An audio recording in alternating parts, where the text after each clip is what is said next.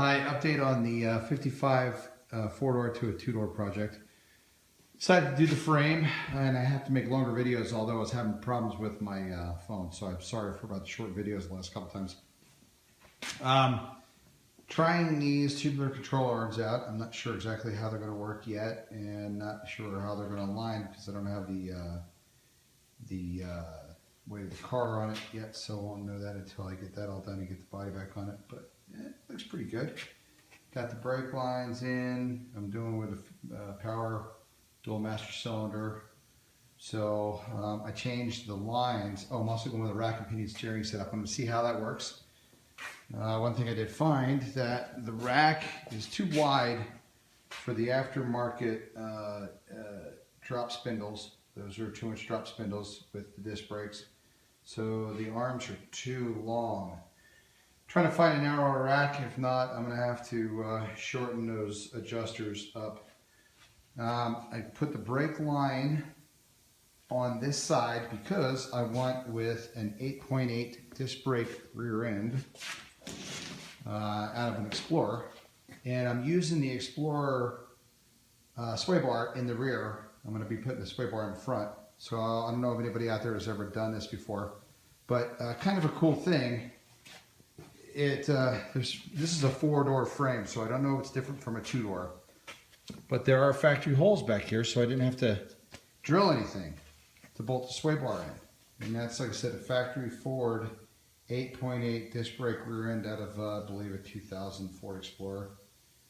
So got disc brakes, and then their brake system, the plumbing is on the left side for the brake lines.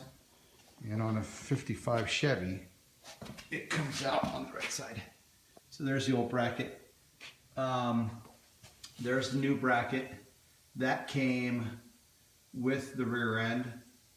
They cut it off of the Explorer. Another bracket that came from the Explorer was this bracket right here. And that is the for the emergency brake cables, which actually this worked out really well. Because you can see it's going to come out here, and then the other, the emergency brake cable comes down in that area, so I'm just going to run it straight back and tie it into that. But that's the Ford Explorer brake cable, e-brake cable bracket, and it works out really well.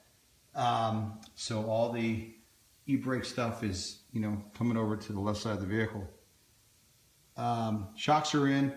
Then I used, if you can look down here, those are Ford Explorer shackles with U-bolts.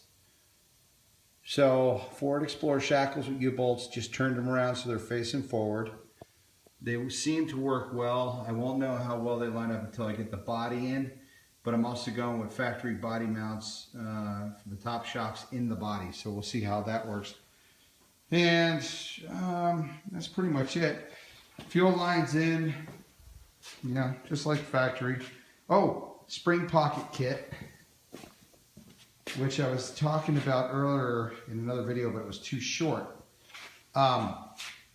Really works well, except I'm going to have to shim it because see how it hits right there? So that's going to be something with the washer, putting more washers up top here. But in the spring pockets, you can't see it down here, but that spring pocket is actually wider than the frame was. So I had to spread the frame a little bit to get that to fit in there properly. And also on a 4-door, and I'm not sure if it's the same on a 2-door, frame rails kind of dovetail in on a 4-door. So they dovetail in just a little bit. You can see, if you look right down, you can see how it kind of curves in. Both sides on the rear do that. This frame's never been hit, touched, or damaged. And it's square. It's a very, very straight, rust-free frame. Had it sandblasted and powder coated. Also did measurements. I did a 3-box, measurement. Center section's good. The front and rear sections are good. No diamond, no twist. So that's how far I've gotten. Getting ready to put the motor in it. Probably the next couple days, and I'll have another video. Thank you. Bye-bye.